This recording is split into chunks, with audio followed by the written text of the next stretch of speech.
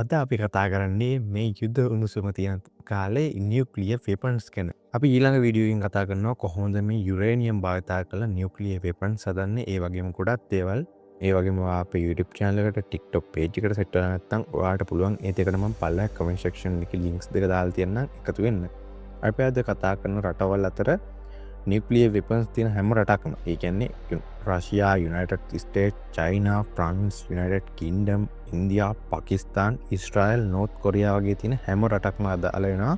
ඒ නිසා මතකව අපේ YouTube channel subscribe කරන්න අමතක කරන්න එපා. ඉස්සලාම රෂයා 1942 තමයි ඒගොල්ලන්ගේ ප්‍රෝග්‍රෑම් එක ආරම්භ කරලා තියෙන්නේ. 1945 දී තමයි මේගොල්ලෝ වෙපන්ස් වලට මේක නියුක්ලියර් ප්‍රෝග්‍රෑම් එක දියත් කරලා තියෙන්නේ. දැනට 4309ක්. ඒ කියන්නේ මේ රටවල් අතර වැඩිම වෙපන්ස් ප්‍රමාණයක් තියෙන්නේ රෂ්‍යාව වලට. දෙවැනි නියුක්ලියර් වෙපන්ස් වැඩිම රට යුනයිටඩ් ස්ටේට්. මේගොල්ලන්ගේ මේ නියුක්ලියර් ප්‍රෝග්‍රෑම් එක පටන් ගන්න තියෙන්නේ 1939 දී.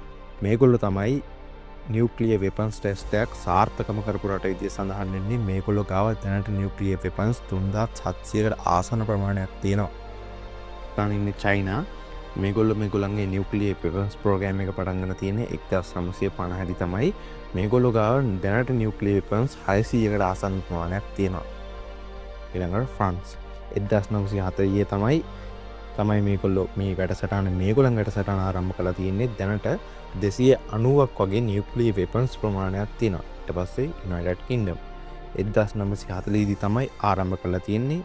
225කට ආසන්න ප්‍රමාණයක් දැනට වෙපන්ස් ඒගොල්ලෝ ගාව තියෙනවා. ඊළඟට ඉතින් ඉන්දියාව. මේගොල්ලෝගේ මේ ප්‍රෝග්‍රෑම් එක පටන් ගන්න තියෙන්නේ 1944. මේගොල්ලෝ ගාව නියුක්ලියර් වෙපන්ස් තියෙනවා. මේගොල්ලෝ මේ නියුක්ලියර් වෙපන්ස් ප්‍රෝග්‍රෑම් එකට දාලා තියෙන නම තමයි ඔපරේෂන් ස්මයිල් බුද්ධ කියන එක.